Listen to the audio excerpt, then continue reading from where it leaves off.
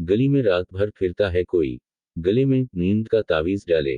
लोयजा, जो कि night dress, सादा सी फेरोजी टी शर्ट और ब्लैक ट्राउजर पहनकर बेड तक आ ही रही थी। कुछ गैर मामूली सा महसूस हुआ तो विंडो तक आई।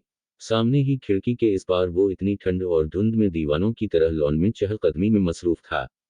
इधर इसकी भी निगाहें भटक कर खिड़की तक उठी थीं। आंखों से आंखों का तसादुम हुआ था। राना मीर हादी की आंखों में बैक वक्त लपक, वहशत और अधूरापन छलक रहा था। जैसे किसी बच्चे को शिद्दत से किसी चीज की तलब हो और वो इसकी पहुंच से काफी दूर हो।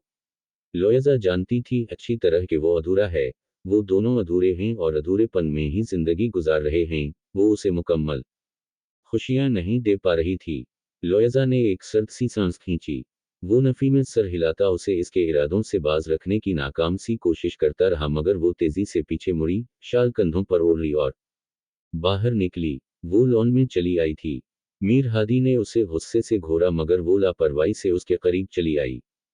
मुझे तो बोल रहे थे ऑफिस का काम करना है, और अब खुद क्यों भटकती आतिमा बने घूम रही हैं, वो भी इतनी ठंड में। वो ठंड से दांत बजाती बोली, तुम क्यों आए बाहर, फौरान अंदर जाओ, मीर हादी ने संजीदगी से कहा, और मुड़कर झूले पर बैठ गया। क्यों आप डरते हैं मुझसे?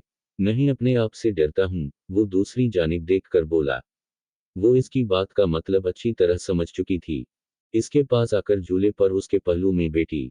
इसके हाथ के नीचे से चादर खींच कर चादर का वो सरा अपने गर्द लपेट लिया। मीर हादी सांस रोककर इसकी एक एक हरकत देखता रहा। अब लोयजा का बाजू मीर हादी के बाजू से मांस हो रहा था। वो इसके देखने को कुछ और ही समझी। क्या ठंड लग रही है मुझे बहुत ज्यादा, अंदाज लापरवाह सा था।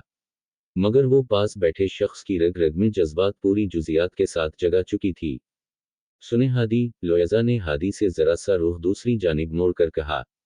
वो लब काटती गहरे गहरे सांस ले रही थी, जैसे कुछ कहने के लिए हिम्मत मजतमा कर रही हो।